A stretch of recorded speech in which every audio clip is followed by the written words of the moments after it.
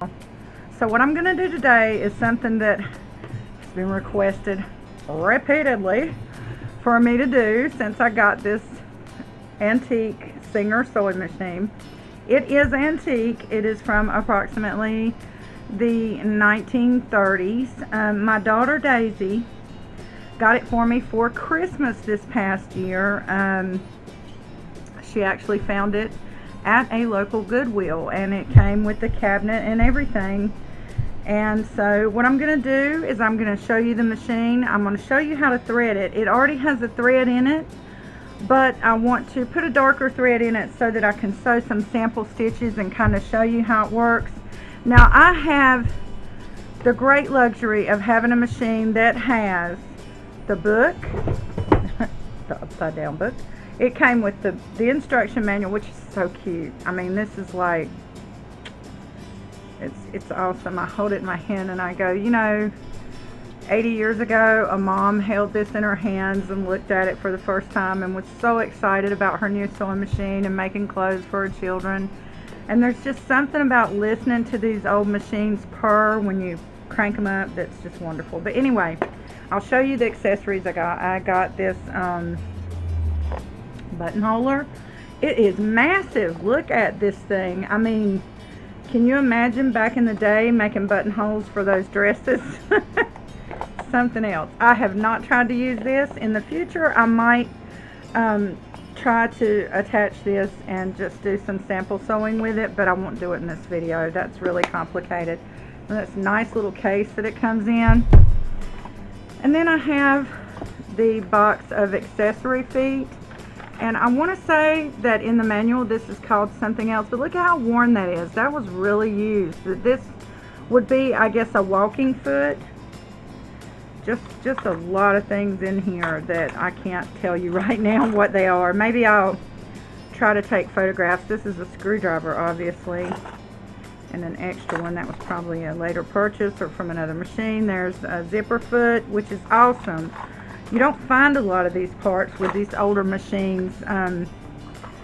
Probably somebody's grandmother had this in her attic and, you know, passed away. Nobody wanted it. Nobody knew how to use it. Also, my machine came in this, which I think is the original cabinet. You'll see when I start to show you the machine, there are some issues that I'm going to talk to you guys about. Now, when Daisy bought me the machine, it was a beautiful machine. It needed some tune-up.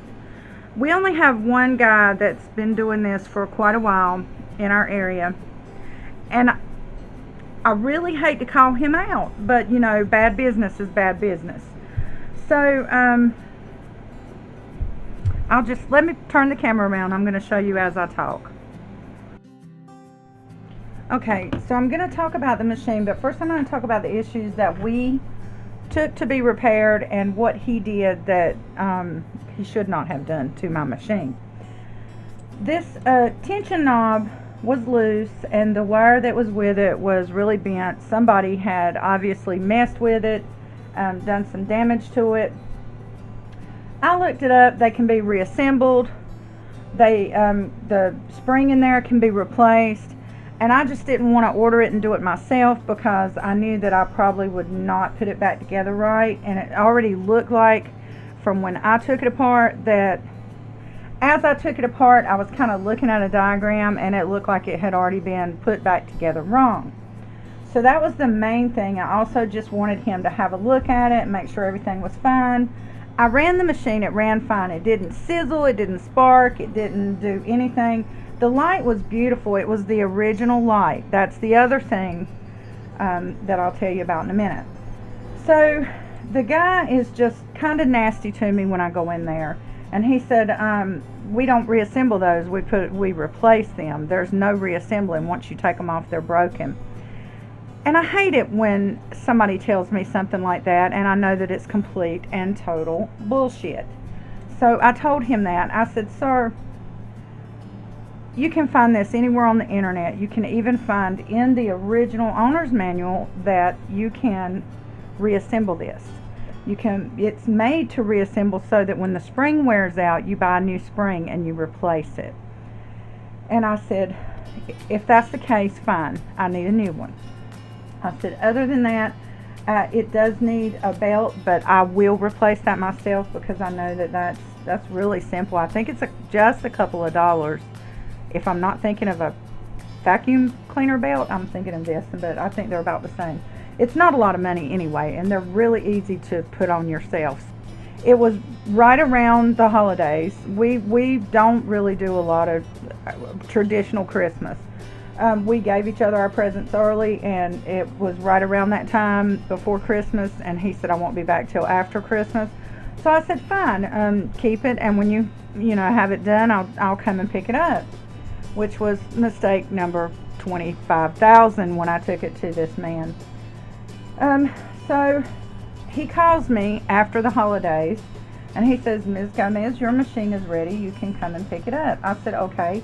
How much is it going to cost me to reassemble this and to just check it and make sure everything was okay, basically, and anything else? He was supposed to call me and let me know if it needed anything else beforehand. $175. So after my initial heart attack and stroke, I said, fine, whatever. My daughter bought me this. I don't have the energy to argue. So I go pick it up. And I had taken it out of the cabinet myself, and it's not an easy task, but it does not require like completely breaking the machine down either. You do have to take a wire out because of the way this one is put in here, but that's a fairly simple thing. It's a pretty common thing the way it's wired in there. So anyway, I get there and I said, why did it cost me $175 to have this put on here? He said, that, first of all, I just reassembled that. That's all I needed to do. I didn't need to get a new part. And I just kind of, And then he said, I had to replace the motor. I almost got shocked. And then he said, I had to replace the light. It didn't work. I said, that light worked when I dropped this off with you. It actually did. And now it gets so stinking hot. Also, it was broke. He put an aftermarket plastic light on there, and I didn't notice till I got home that it was broke, so I have it duct taped to the machine. He ruined my beautiful machine that was in pristine condition. But, I know I choose my battles, and I chose not to battle any further with this man because he is a mean, crotchety, hateful old man who's been in the community for 50 years, and he's used to getting his way with this kind of thing. So I knew I was not going to win the battle. There was no way, I could take him to small claims court, but I'm going to spend a lot of time and money, and it's going to be more than $175. So live and learn in that case. Anyway, that my first piece of advice to you would be shop around for somebody to repair your machine. Make sure they're reputable. Make sure if they talk to you in such a negative way when you're there discussing it, don't leave your machine with them.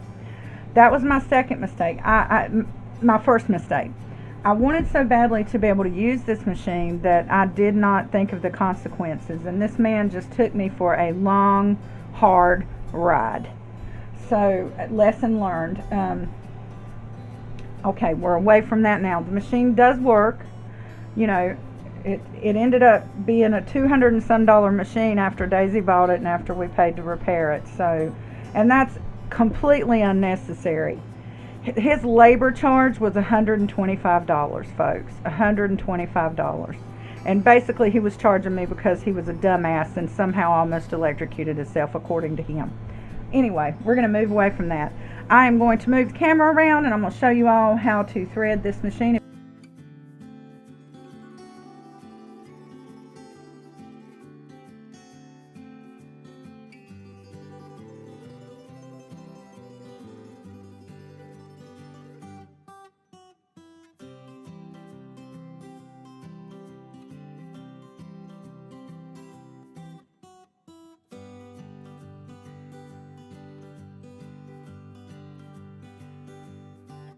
going to go ahead and thread this machine. If you can see, it's got a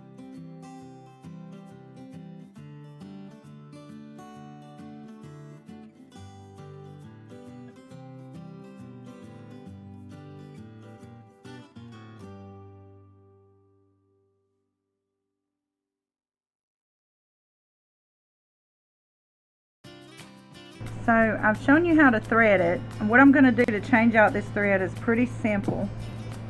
I'm going to unwind a little bit of the thread that's already on here, and I'm going to cut it, and I'm going to go ahead and sit this thread up here,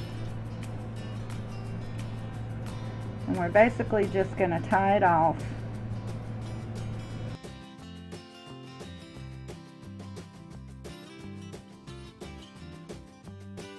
I'm going to leave about a 1-inch tail on the white thread and the black thread there.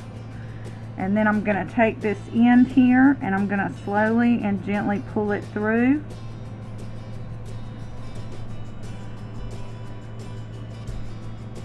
And it is starting to come unthreaded. Yeah. So at least I got it most of the way there. So what I'm going to do is I'm going to do some sample sewing, and I've got dual cameras going so you can see this thing right here. And this kind of changes the stitch length too. I get a little confused by that. So I'm at an awkward angle here with these cameras, but I'm going to do the best I can to demonstrate some stitches. Now the first one, we're just going to move it on along and see.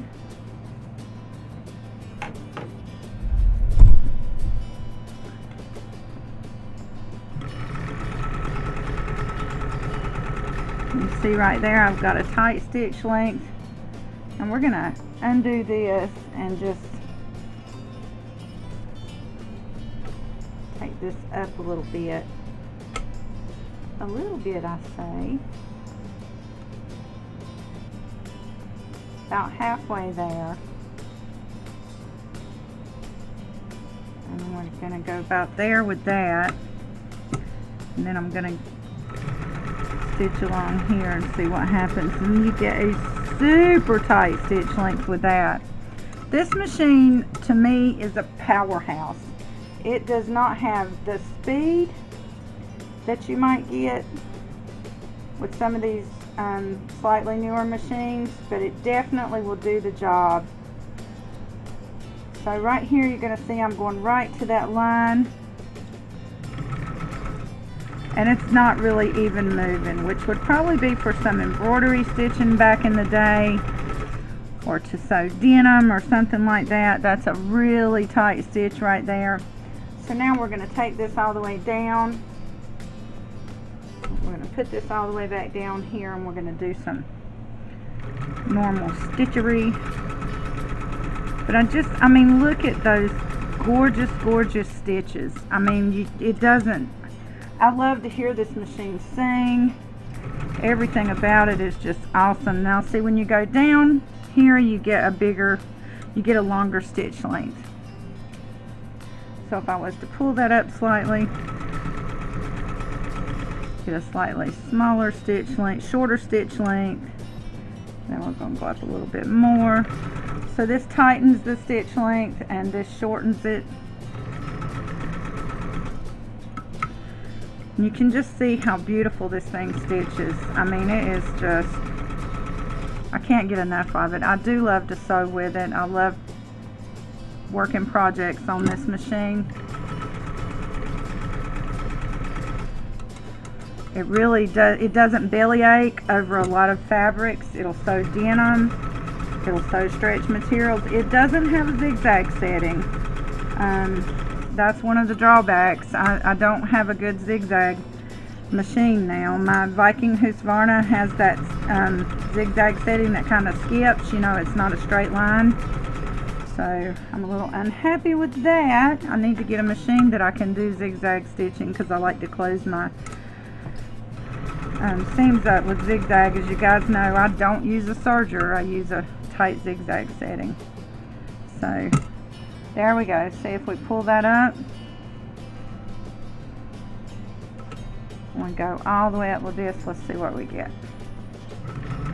So we get a super, super tight stitch. You can see right there, it's barely moving, but it's holding its own. I mean, like, it is just the most awesome thing how this machine will just stitch and stitch. And this would be great for, like, I guess an embroidery project Look at how tight that stitch is.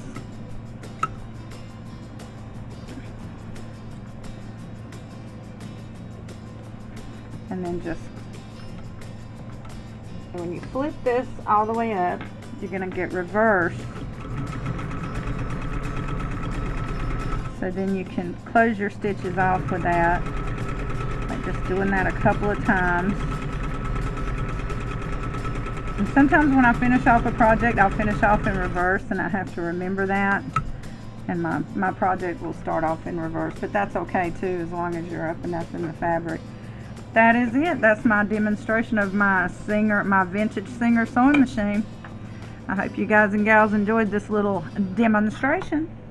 You'll see me sewing more with this machine in the future. I plan on doing a sewing project possibly this evening after I'm done with this. And as always, I'll try to give little tips and advice as I go along. Okay, so I did want to add some advice about this machine, some things that is probably good to know if you're used to newer machines. First of all, this machine does have to be oiled. I'm not really sure of the amount of times to oil it. I think it says in the book. If I see that, I'll post it. I'll do a subtitle here for that. If not, you won't see that here. I just know that you need to keep it oiled. I would say after every couple of projects. If you do a great big project with it, you would need to oil afterwards, and it does have holes for oiling. Those are kind of obvious in the machine. You'll see those. You don't want to over oil, and you want to make sure you have an old rag handy that you use to wipe down afterwards, because you will get oil on your projects, and that's kind of hard to get off of there. Another word of sound advice I got right after I got the machine, and I posted it on my AFSC page, was that you always want to keep these machines unplugged, because they do not have an on-off switch. Mine doesn't. And that can cause a hazard, because one lady said her machine was randomly starting up at night, which I would have recommended having it looked at by an electrician. But yeah, I had a newer machine that actually did that, and it was, when I would turn it in the on position, it would just start. I wouldn't have my foot on the pedal or anything. And I took the pedal apart and cleaned it really good, and it was a new plastic pedal, so it was pretty easy to disassemble. But you know, that's just some sound advice. Make sure that your machine is unplugged when you're not using it, and always turn that light off. This light on mine, I didn't have it long enough to know how the original light behaved, but I know that this plastic light cover gets extremely hot, and it is dangerous to leave on. It does have an on and off switch, but yeah, you just want to make sure you keep your machine unplugged and you keep it oiled. And probably what I'm going to do is make, I don't like to bring my machine down. I keep it up most of the time, because it will collapse down in the cabinet, and you can close the cabinet up. But my cabinet has an issue with the bracket that keeps it up. I guess that's what you'd call it, a bracket or a brace that's under there. So I don't like to play with it a lot, because I'm afraid it'll break. So I just leave it open, and I've got it braced against my other table that's kind of at an angled catty corner to this sewing machine table. So I probably will make a cover to go on it, something cute that kind of matches. Nothing in here matches, so it doesn't really matter. But yeah, that may be a future project. And this is a fairly small machine when you look at it next to the newer machines. It's a really small machine, and if you get one that's not in the cabinet, it would be it wouldn't take up a lot of space. It's just they're super heavy, which is great. My mom used to my adopted mom always said, when you get your first sewing machine, get an old one, because they're all metal and they'll last you forever. And that's so obvious. I mean, how many of these new plastic machines do you see just dumped at the thrift store, and they've got parts broken off, the free arm is missing, they don't work? But these suckers, I mean, Daisy was over the friggin' moon to find this machine for me, because she said, I didn't know much about it, but you always told me to turn it on and crank it up. And she said, I turned it on, cranked it up, it worked. She said, I took it home. And I can't remember, but I want to say that she paid $50 for it in the cabinet with all the bells and whistles. You know, it's got presser feet. It had just the instruction manual, the buttonholer. Anyway, that's it. I hope you enjoyed this little video. I will be back with a sewing tutorial very soon. And peace, y'all. Bye-bye.